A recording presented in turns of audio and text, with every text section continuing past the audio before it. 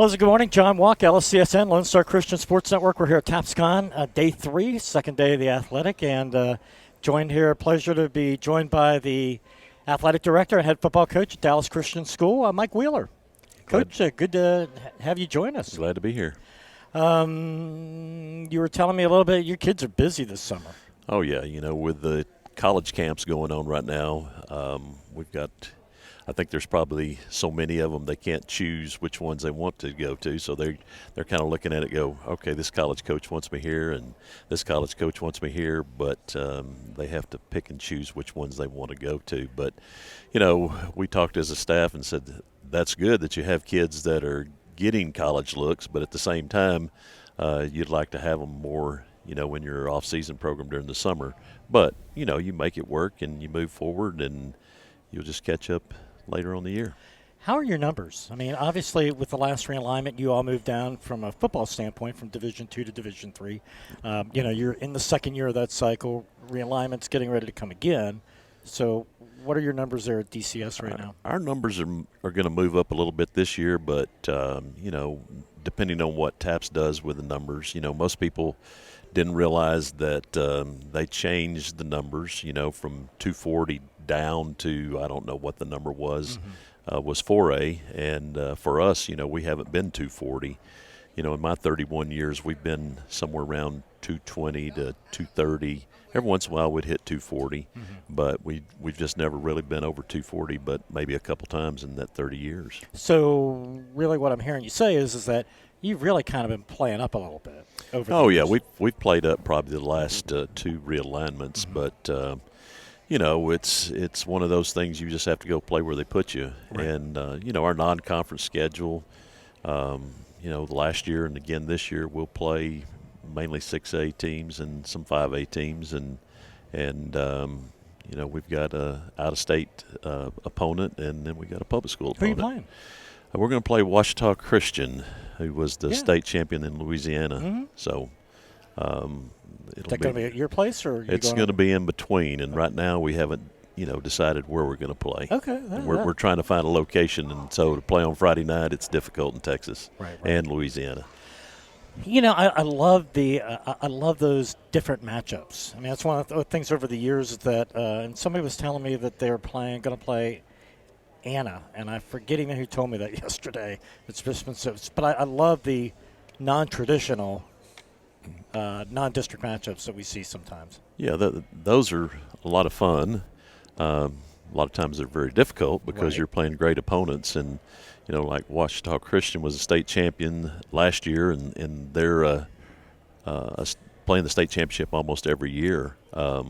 But it's hard to find schools like Anna. Public schools are kind of been pushed not to play private schools. Yes. But for a long time we played mainly public school non-district schedules. Right. Do you find that, I mean, when you went down to 3, that the competition changed a little bit, but do you think that teams obviously have to, you were in a lot of years you're the marked team, but you probably were even more so this year moving down, is that, you're the bullseye. You're the one that everybody wants to get. Any more pressure for you, or you're just going to continue, you're just going to go with your game plan, your approach, and then worry about what else falls out? Yeah, I don't ever look at it as being the mark team, which we know it doesn't matter what year you're playing and who you're playing. Our tradition speaks for itself, and so everybody assumes you're going to be good, and so you're probably going to get their best shot every week.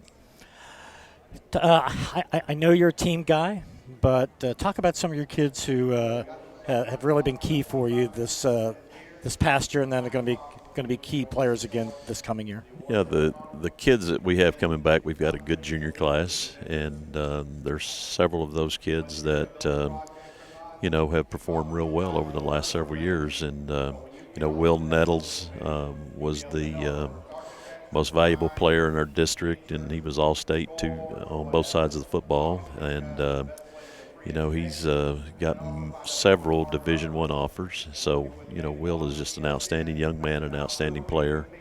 Our quarterback, Luke Carney, who'll be a junior, He was an all-state quarterback this past year. He was Offensive Player of the Year in our district. It's the recruiting process is changing, and Luke, as a freshman, started getting Division I offers, and he's picking up more and more.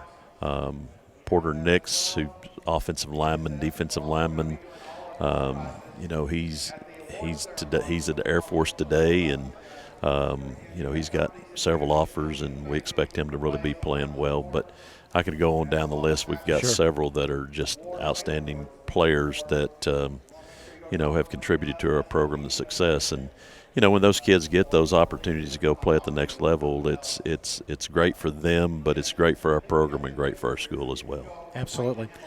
No, I mean, I made the trip out there to Clyde.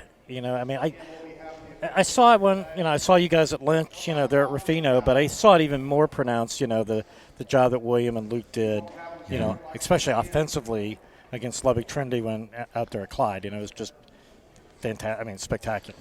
Yeah, they're best friends, and they have a rapport. I guess that's the word I'm trying to use. They just connect, and Luke drops back to pass, and in practice I have to say, hey, Luke, let's go to our second read here. Let's get off Will, but hey, if Will's open, get him the ball. He's a dynamic player. Sure. So that helps a lot. When I saw you at Rufino, you kind of joked with me, I go back doing the things that I do as long as you have been coaching Dallas Christian, and you told me out there in the field you're going to see if you could outlast me. You're over 300 wins. I know that that's not a focus of yours, but what's your 5-year plan? I just kind of play it a year at a time. I still enjoy it. I tell people I'm not as old as I look, but it's your health has to play a part of it. But I've always had the idea that when I get tired and don't want to learn anything new, it's time to get out, and I'm still learning, and so I feel like I've got a few years left. Well, it's funny, we talked to Coach Zielman 2 years ago at Tapscott. We always try to mix things up and not repeat with and I jokingly asked him the same thing, because Andy's been around for a long time, and he's kind of the same way. It's kind of like as long as I want to continue to come in and it's enjoyable to me, and I want to be where I'm at and doing what I'm doing, then I'll continue. And anything else going on? What about school year from the entire athletic program?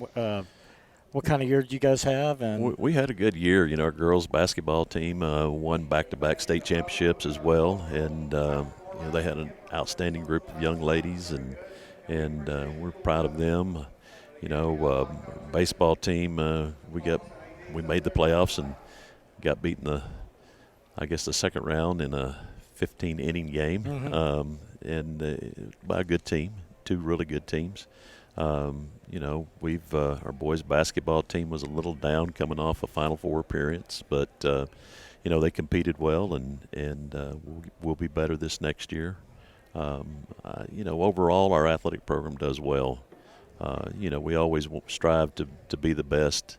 I think the hard thing for all of us in small schools is trying to get more kids to be involved in multiple sports. For a long time that was really the strength of all the smaller schools, especially at Dallas Christian. When we were good in one sport, we were good in 2 or 3 others, because we had kids that were athletes and were playing multiple sports. And it's kind of changing a little bit, because everybody today is going to college to play, one of the things that we tell our kids there is, hey, I'm not ever going to lie to you. You may not want to hear what I'm going to tell you, but I'm not going to lie to you. So, we have some of those conversations. I said, hey, let's be realistic about this. I don't want to, take away from your dreams, because I think anybody can dream. If you want to work hard and do some things to make yourself better, you've got a chance to go play. But at the same time, there's so much evidence out there that says that you don't need to be playing one sport all year round. You need to be playing multiple sports, And I hope we can get back to that more so in all of our schools. I just think it brings back brings into your school that school pride, and you're playing for your school, for your team, and not for yourself. Well, I think we really see that, like with we see that embodied here within TAPS, like from Shiner St. Paul, Right. Hallettsville Sacred Heart. Right. Those are the two schools that type of thought comes to mind. We'll close with this. I know you're busy, and we appreciate your time, but what did it mean for you to have for you to play Jordan this year?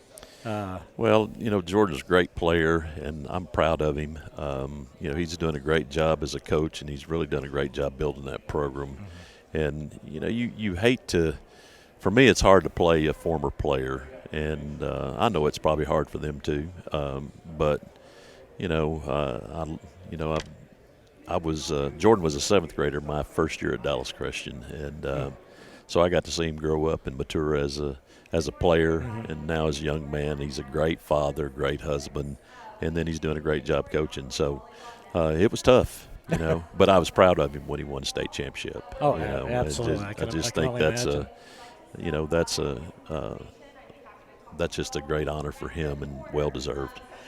Well, like I said, I couldn't let that go by without asking, because it goes back to having been around as long. I probably communicated more with Harvey Tiefertiller. Oh yeah. Back in those days, Yeah. and then of course his relationship with his closest to Chew Freeman, Yeah. Mm-hmm. back in the day. So no, like I said, I couldn't let you get by without that. Well, Chew's our baseball coach now.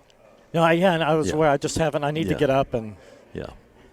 Well, Coach Wheeler, thank you so much. I mean, it's an honor. I mean, for everything you've done for TAPS, and private school football. I mean, that's why I keep doing some of the things I'm doing. So I appreciate it. Well, I appreciate you. All right. Again, Coach Mike Wheeler, athletic director and head football coach at Dallas Christian School.